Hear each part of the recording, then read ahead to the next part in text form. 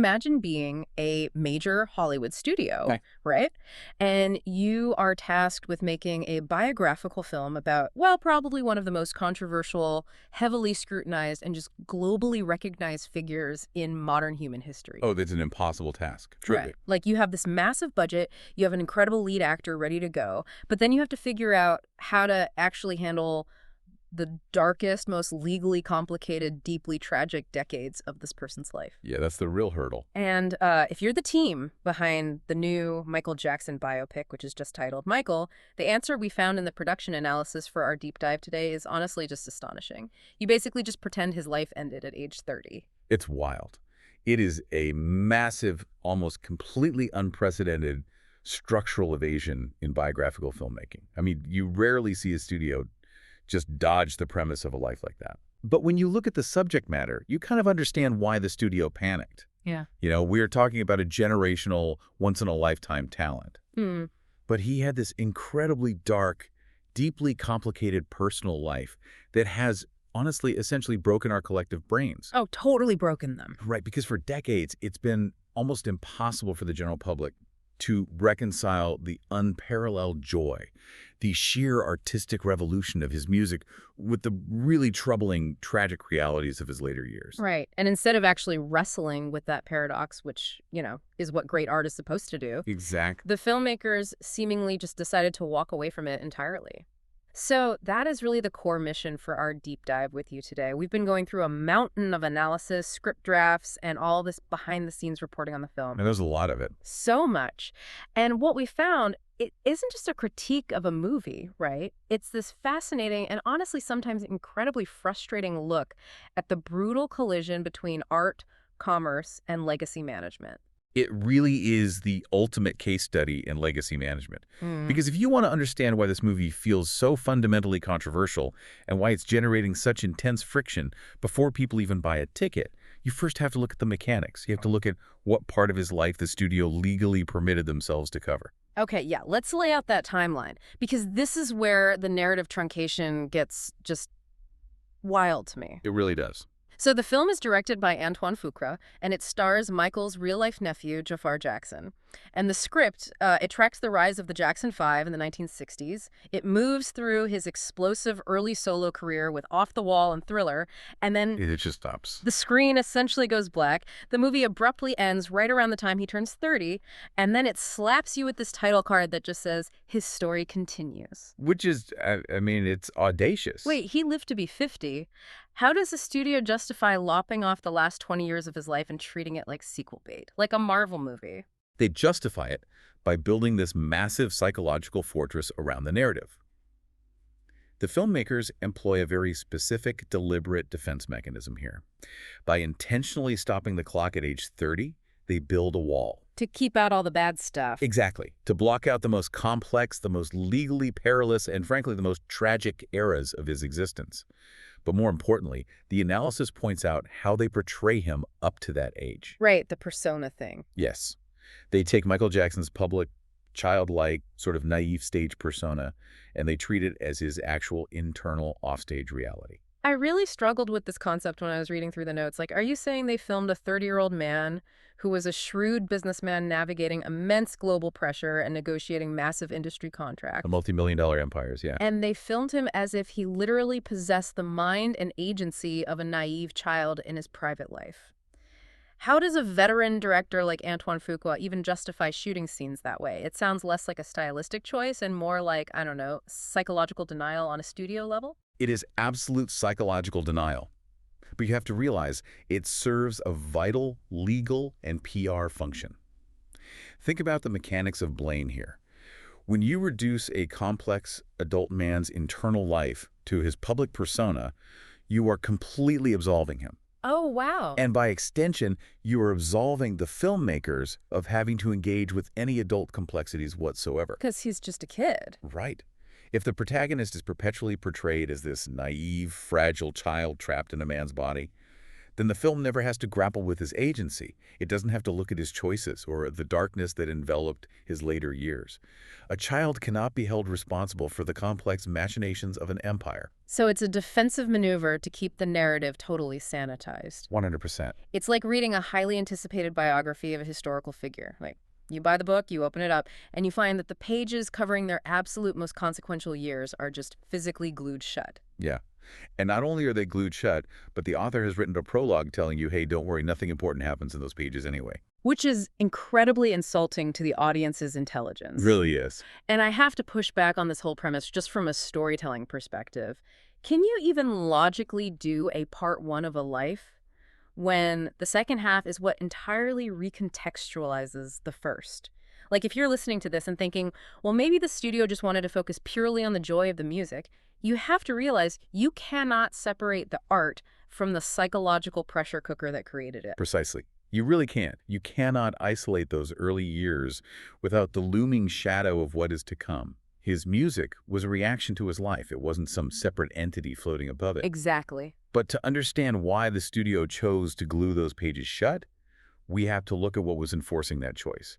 And looking at the production history, this wasn't some sudden burst of artistic vision by the director. No, not at all. It was the heavy, unyielding hand of the Jackson estate. Oh, this is where the behind-the-scenes battles get incredibly revealing.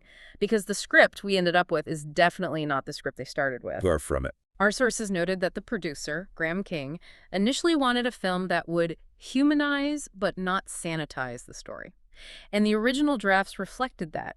In fact, early industry reports show the film was slated to open in media read, meaning right in the middle of the chaos, in the year 1993. Yeah, the original script reportedly had him staring sorrowfully into a mirror as the police physically arrived at the Neverland Ranch. Wow. They were there to investigate the initial child molestation allegations. Hold on. That is a heavy, dramatic, and just unflinching way to start a movie. Yeah. It instantly tells the audience, we are not hiding from the reality of this man's life. That opening scene promises a really profound character study. It absolutely does. But that scene, and allegedly all other scenes that substantially discussed or dealt with the reality of the allegations, were completely gutted from the final script. Just gone. Gone. And the mechanism behind that gutting is what's truly fascinating. It wasn't just general discomfort from the estate. It was reportedly tied to a very specific settlement clause with Jordan Chandler, one of the primary accusers. Right, the 1993 settlement. Yes. That clause strictly prevents any film from depicting or even mentioning him. Okay, I need you to break that down for me because I think a lot of people listening will be super confused by this. How does a decades-old private financial settlement legally bind a modern film studio that is just trying to make a fictionalized narrative movie today? It really comes down to the mechanics of life rights and corporate risk assessment. Okay. When a studio makes a biopic, especially one involving a living estate, they have to secure life rights to use the music, the likeness, the personal archives, and in exchange, the estate demands script approval. Right, which gives them veto power. Exactly. Yeah. But on top of that, Hollywood studios rely on massive insurance policies. We're talking completion bonds and liability insurance just to greenlight a production. Yeah, you can't make a movie without insurance. Right. So if a script includes a character or a scenario that actively violates a previous legal settlement, the threat of litigation skyrockets. The insurance company will look at that and say, we aren't covering this. Oh. Faced with the threat of a massive lawsuit and the loss of the estate's cooperation, the studio just completely capitulates. They remove the legal liability, which essentially means removing the truth of the history. So they surrender to the legal threat. But here is the massive structural problem that creates for a movie. If you legally and structurally bar yourself from showing the actual controversies and the real demons of his adulthood, your movie has no tension. Yep. Yeah. You still need an antagonist to drive a 2-hour narrative. You need a villain. And conveniently for the filmmakers, the estate had a legally safe, widely accepted scapegoat waiting in the wings. Joe Jackson. Joe Jackson. Played by Coleman Domingo in the film. Now, obviously, Joe Jackson's horrendous treatment of his children, the physical and emotional abuse, is incredibly well documented. Yes, absolutely. It is entirely fair to say that a vast majority of the family's trauma stems directly from him. But the timing of this framing in the film feels incredibly suspicious to me. Oh, it is highly strategic. If you look at the timeline of when this movie was finally put into actual production, the Jackson estate essentially waited for Joe Jackson to pass away. Oh. Once he was gone, he could no longer sue for defamation, and the estate could safely pin the absolute entirety of the family's trauma on him. By making Joe the definitive singular villain of the movie, the estate completely avoids having to explore any of the other messy interpersonal dynamics that occurred later in Michael's life. It's selective scapegoating. That's exactly what it is. It allows the estate to point at the screen and say, look, here is the source of all the pain. It was all Joe.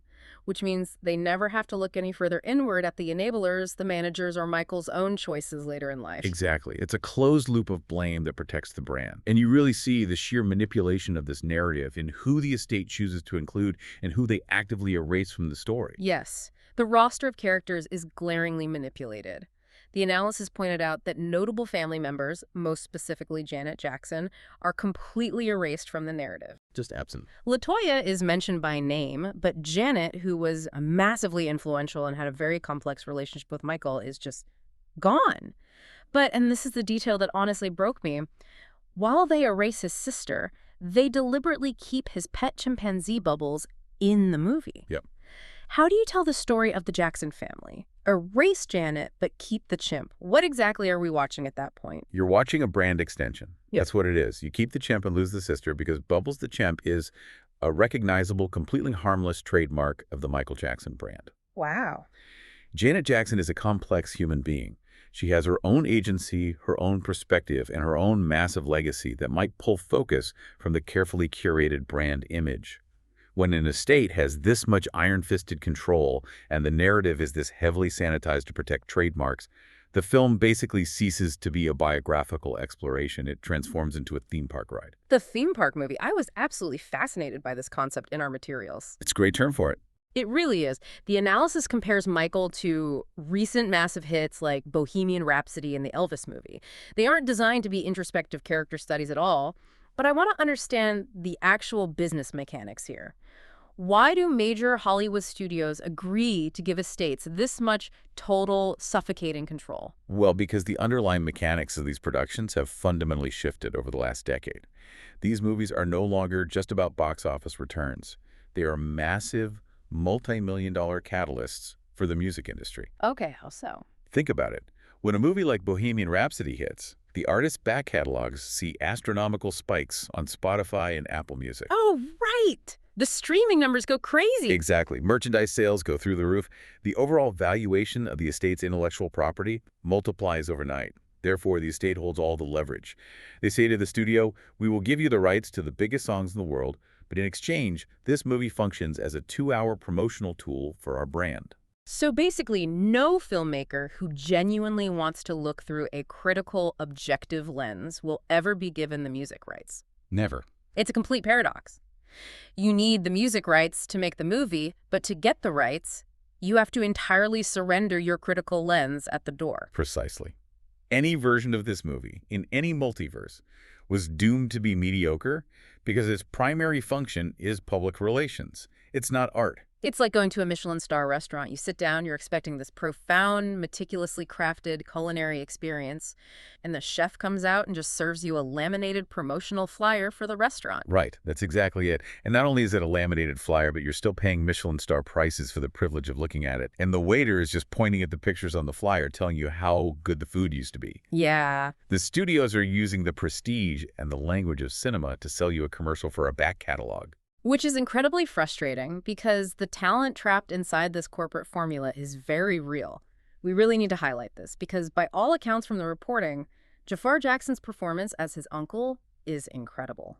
Apparently, he's phenomenal. He looks like him, his vocal inflections are spot on, and he is clearly acting his heart out. It is agonizing to see that level of dedication and raw performance trapped in a script that legally will not let him explore the actual depths of the character. It is, though you do see brief flashes of what could have been. The research specifically highlights the Beat It sequence in the film as a prime example of this lost potential. Oh, right, the recording studio scene. Yeah.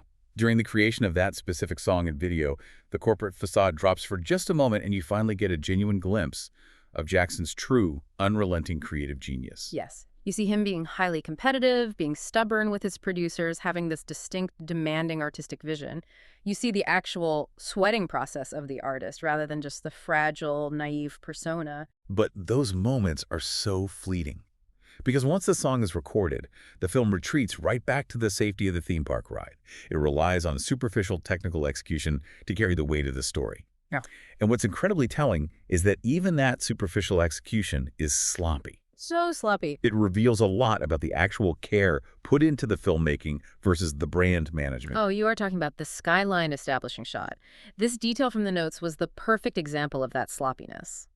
To establish that Michael is operating in 1980s New York City, the filmmakers use a sweeping skyline shot of Manhattan. Yeah. But they accidentally used post-9/11 stock footage. It's supposed to be the 1980s, but both the original Twin Towers and the modern Freedom Tower are completely missing from Lower Manhattan. It's a bizarre, almost comical anachronism. How does a massive studio miss that? But if we connect this to the bigger picture, it perfectly encapsulates the entire theme park problem we've been discussing. It is a facade. The production team just grabbed a cheap stock shot of New York to quickly check a box on the schedule, without any rigorous attention to historical reality. And the metaphor there is just sitting right on the surface. If the filmmakers are that careless with the physical, historical skyline of a major city, how can we possibly trust them to accurately render the complex, emotional, and historical skyline of human beings' life? You can't. You really can't.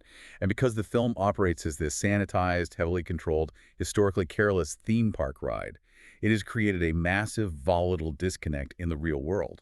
We are seeing a fierce collision between what the film actually presents on screen, how film critics are evaluating it, and what the fiercely loyal public demands. Which brings us to the cultural reality surrounding the film's release. As we noted from the analysis, the film currently sits at an abysmal 27% on Rotten Tomatoes, Ouch. and the core fan base is furious. They are actively attacking the critics online. But our sources point out that this reaction fundamentally misunderstands the entire role of a film critic. The fans arguing that, the general populace will love the music anyway are missing the point. Right. If you're listening to this and thinking, who cares about the script or the pacing, I just want to sit in a dark theater and hear Jafar Jackson sing Billie Jean, then you are exactly the demographic the studio built this theme park ride for. You are the target audience. And you will probably have a good time. Yeah. But a critic's job is not to act as an unpaid extension of the studio's marketing department. Their job is to evaluate the art, the structural integrity of the script, the direction, and the cultural context. Exactly. A 27% score doesn't mean the songs aren't catchy. It means the film, as a piece of narrative art, completely fails to meaningfully engage with its subject. Yeah. And the tension around this artistic failure becomes incredibly palpable when the filmmakers themselves are forced by the press to address the massive elephant in the room that their movie ignored. Yeah, Antoine Fuqua, the director, was doing press and was asked directly about the child abuse allegations against Michael Jackson. And his response was, well, it was deeply troubling. He essentially shrugged it off and said, and I quote, "Sometimes people do some nasty things for some money." Wow. That is a staggering, almost breathtaking oversimplification of decades of agonizing, complex, legal, psychological, and cultural history. It really is. It is an attempt by a director to wave away the darkest, most heavily documented cloud over Jackson's legacy with a single dismissive sentence about financial greed. It perfectly mirrors the psychological denial of the film itself. And I think right here is where we need to take a very deliberate, clear step back as your guides through this deep dive today. Yeah. We are looking at this cultural phenomenon strictly through the lens of the analysis and the production notes provided to us. Yeah, absolutely. Both our sources and us here today are maintaining strict neutrality regarding the actual child abuse allegations. We are not here to litigate guilt or innocence. Absolutely not. What the analysis makes abundantly clear is that you cannot and should not boil the critical quality of this movie down to a simple binary test of your personal beliefs. Right. It is intellectually lazy for the culture to dictate, well, you'll love this movie if you think he's innocent and you'll automatically hate it if you think he's guilty. It's not about that. No. The film's failure as a piece of narrative art, its structural cowardice, is completely separate from the ultimate objective truth of those allegations. And the materials we reviewed actually gave a really vital piece of advice for anyone trying to navigate this cultural minefield. Do your own research. Step completely outside of the extreme internet echo chambers. Because right now, the public discourse is trapped between two completely inaccurate poles. It's extremely polarized. On one side, you have factions who blindly believe every single horrible, sensationalized, unverified tabloid rumor that was ever printed about the Neverland Ranch. And on the exact opposite side, you have a fiercely loyal faction that insists every single allegation, lawsuit, and testimony has been 100% legally and factually debunked. And neither of those extremes accurately reflects the nuanced, messy, deeply complicated reality of the actual legal and historical record. No. When you rely exclusively on those echo chambers, whether to demonize or to deify, you completely lose the ability to think critically. So if the movie completely avoids the darkness and the culture at large is hyperpolarized by it, it leaves us with this massive looming question. How do we, as an audience, square the incomparable cultural impact, the sheer undeniable joy his music brought to the entire world, with the deeply troubling, complicated reality of his later years? Like, how do we hold those two conflicting truths in our hands at the exact same time? That is the defining question of Michael Jackson's entire legacy. And honestly, it is exactly why this movie fails on a fundamental level. Because it doesn't even try. Right. The movie fails because it refuses to trust the audience with that very question. It assumes we are intellectually incapable of holding those two truths, so it simply deletes one of them. It sanitizes the narrative, glues the pages shut, and erases the history just to protect the corporate brand, rather than exploring the depth of the human condition to create great art. Okay, let's unpack everything we've covered today. This deep dive into the production of Michael has really served as a fascinating, if ultimately frustrating, masterclass in the dangers of legacy management. We've seen exactly how estate-approved biopics impose crippling restrictions on storytelling. Legally binding a script to glue the pages of history shut. Exactly. Erasing key figures like Janet Jackson, all just to maintain a pristine, legally safe, childlike persona. And we've broken down the financial mechanics of the broken modern theme park biopic, right? Where corporate synergy, catalog valuations, and Spotify streams completely overrate critical introspection and artistic truth. Yeah. And ultimately, we've highlighted the sheer impossibility of separating a global icon from the shadow of his controversies, especially when the filmmakers refuse to even acknowledge that the shadow exists. It's a lot to process. It leaves you with a lot to think about, not just regarding Michael Jackson, but about how we consume the history of pop culture as a whole. Which leads me to a final thought for you to mull over as we wrap up. As we move into a new technological era where massive corporations and family estates hold the absolute keys to all the music, all the life rights, and now, increasingly, even the AI-generated digital likenesses of megastars. Oh, the AI aspect is huge. Have we seen the absolute death of the honest biographical film? If a subject is deemed too big to fail financially, are they simply too big to be portrayed truthfully on screen? It raises a daunting, vital question about the future of how we will remember or misremember our cultural icons. It really does. You know, we started this deep dive by talking about how Michael Jackson's legacy is a paradox that breaks our collective brains. The ultimate tragedy of this film isn't just that it failed to put the pieces of that deeply broken, complex puzzle back together. The tragedy is that it actively chose to pretend the puzzle was never broken in the first place. Thank you for joining us on this deep dive. We'll see you next time.